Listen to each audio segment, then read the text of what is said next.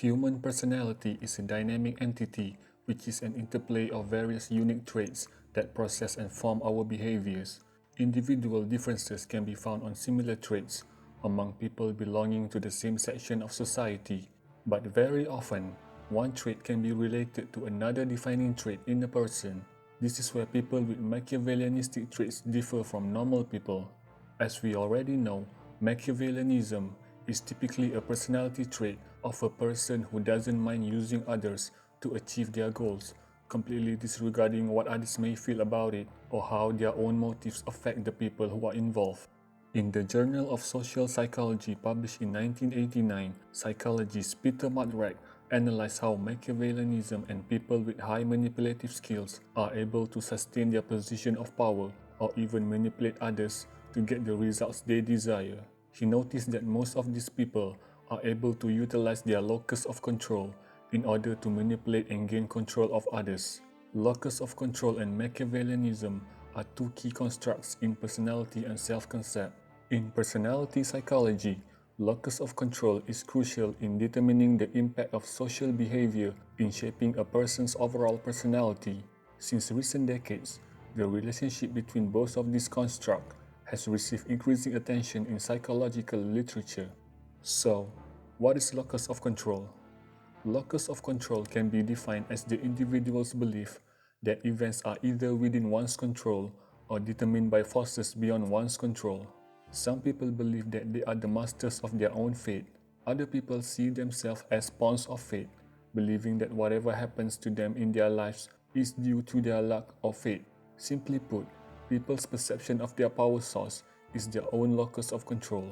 Locus of control can be divided into two categories, which are internal and external. People with strong internal locus of control have more control over their own behavior. They believe that they control events concerning their own life, and their internal traits determine what happens in a given situation. They believe that they are the master of their own destiny. These kind of people are more active in seeking more information to make decisions. They are better at retaining the information and are less satisfied with the amount of information they possess. They are also less likely to influence others and will more likely to use personal persuasive rewards and less likely to use coercion when dealing with others. On the other hand, people with a strong external locus of control feel that outside forces are affecting the events in their lives and they must control their environment. But highly skilled Machiavellianists are able to maintain and use both of their internal and external locus of control to pursue their objectives. This is where the balance lies. In this video, we will explore how Machiavellianistic people are able to maximize their locus of control in order to manipulate others or even just for the sake of acquiring power. 1. Navigate and play to humans' nature. Niccolo Machiavelli's primary gift was his painfully honest observations about human nature. In his magnum opus, The Prince, Machiavelli distinguished the natural laws that govern how powerful people exercise power over the human resources and creates a new moral system deeply rooted in Roman virtue and vices. He developed his proposal against the conception of the Judeo-Christian self-contained moral system. His ethical system works both as a limit to human possibilities and as the source of human virtue. Machiavelli explained that human nature is aggressive and in some situations prone to be manipulated. In this sense, he observed that under specific conditions, humans are blinded by animalistic nature, hence creating a blind spot which then could be used as a weak spot for manipulation. Highly skilled Machiavellianists are able to play with people who lack internal locus of control. For instance, they would appeal to basic human vices that are hard to control, such as greed, envy, fear, irrational thinking, and many more. When they use this tactic, their external locus of control would be the main component that operates. 2. Avoid conventional moral. It is important to note that Machiavelli showed consideration for moral individuals and recognized that some individuals are able to sacrifice their own self-interest in order to improve the interests of others, and some are able to go beyond the norm to achieve what they want. Highly skilled Machiavellianists can do both as long as the end result is exactly as what they want. Conventional moral provides standards for how we should act, but they do not describe how moral judgment and decisions are achieved in practice.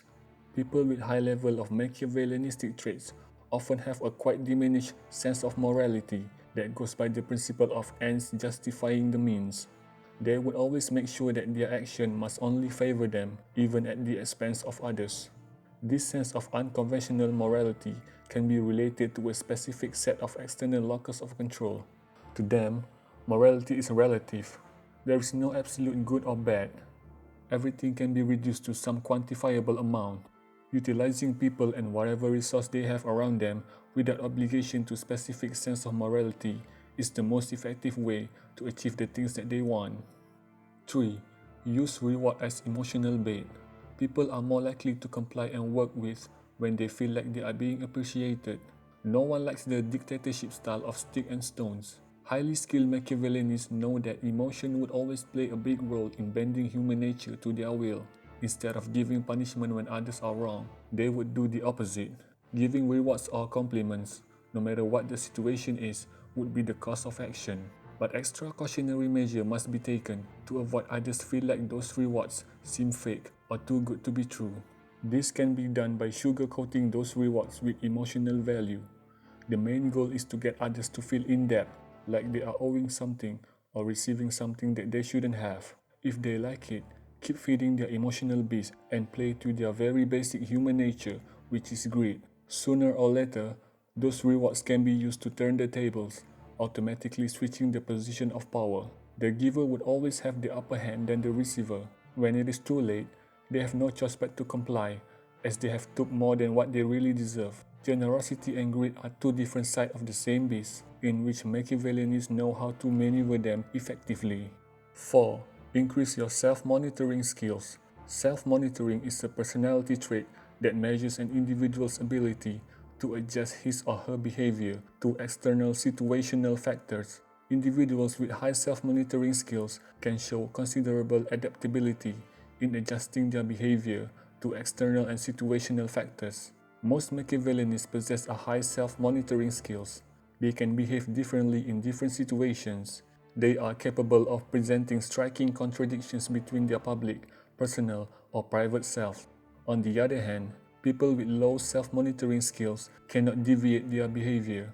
They tend to display their true dispositions and attitudes in every situation. Hence, there is a high behavioral consistency between who they are and what they do. Also, Machiavellianists tend to pay closer attention to the behavior of others and are more capable of confirming than people with low self-monitoring skill. They are more successful in positions of power where people are required to play multiple and even contradictory roles. Machiavellianists are capable of putting different faces for different audiences, and this is where they use both of their internal and external locus of control. Overall, everyone has their own locus of control. It is the question of whether we realize and manifest it to benefit us, or would it be other people that could see it and use it to suit their needs. To be a highly skilled Machiavellianist takes more than just mastering interpersonal power and how human nature works, and power could be used for good or bad purposes. The only thing that we should remember is that as long as we live in this world that governs on social order, we cannot run from power. Use it, or it will be used against us. Thanks for watching, and if you have any thoughts about this topic, feel free to share it in the comment section below. Also, don't forget to hit the like button and subscribe so you don't miss our future updates. Until then, stay safe and we will see you in the next videos.